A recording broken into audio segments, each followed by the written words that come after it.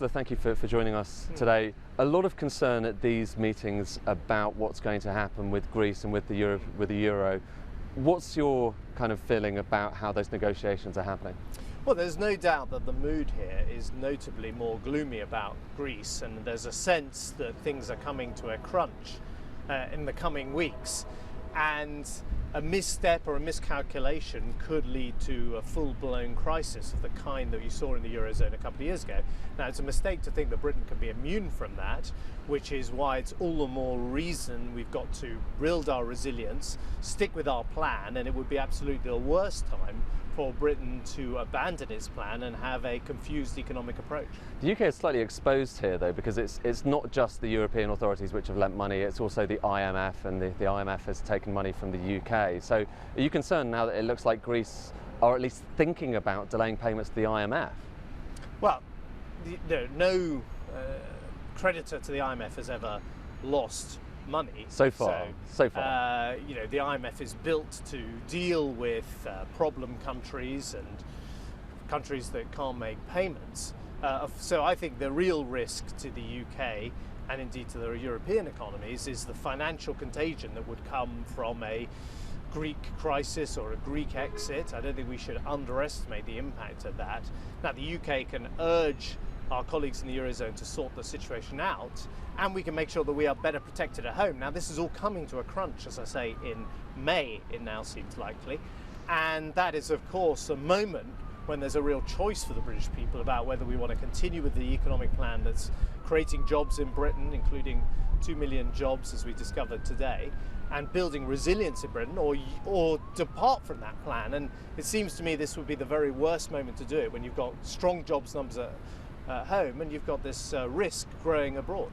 The strong jobs numbers, they are some of the strongest that we've ever seen. But wages, although they're starting to rise, are still very weak, and I think a lot of people out there don't necessarily feel the impact of this economic improvement. When you look at your polls, they haven't responded as well as you would have hoped to those positive economic numbers. Well, first of all, here at the IMF, Britain's economic plan is winning widespread applause internationally and is creating jobs, and it has created 2 million jobs.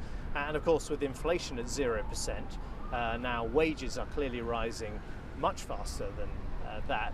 So you have a plan that's working, and with problems like the situation in Greece, with the very worst time to abandon that plan. When it comes to what all that means for the election, look, the polls tell you one thing, which is the election is very close. The Conservatives need just 23 seats to have a majority stable government for Britain. It's also now clear that Ed Miliband can only become Prime Minister on the back of the SNP.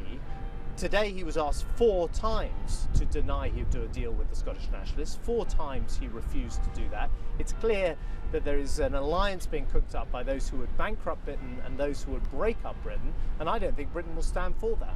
But your strategy seems to have changed dramatically in the course of the last few weeks. Previously, only a few weeks ago, you were attacking Labour for unfunded promises. Now, looking at your manifesto, there's a whole host of unfunded promises. I mean, surely you're kind of throwing away a lot of the credibility that was built up over the course of the last 5 years. Well, Britain has economic credibility because we have a plan that is delivering record rate of employment in our country, 2 million jobs, is seeing our economy grow faster than most of the other economies here at the IMF, and is winning applause from people like the managing director of the IMF.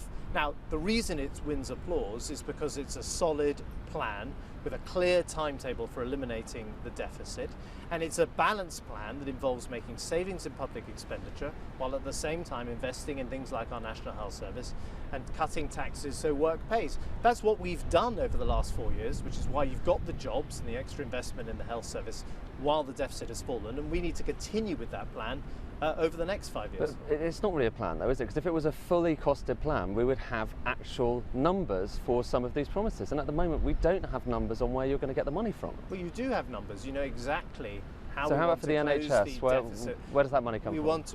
It comes from a plan to save £1 in £100 from the money the government spends over the coming years. So we reduce the deficit, eliminate it, and keep our debt falling as a share of our national income. It comes from an economy that is creating jobs, and we have that plan. It's all quite vague, though, Chancellor, isn't it? It's all spelt out in considerable detail in the Conservative manifesto.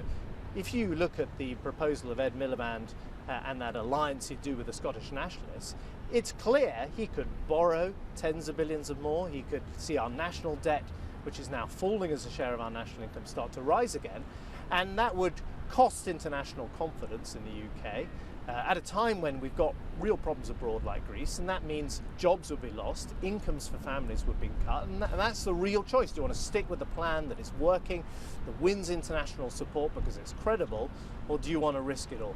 Okay, Chancellor, thank you very much indeed. Thank you.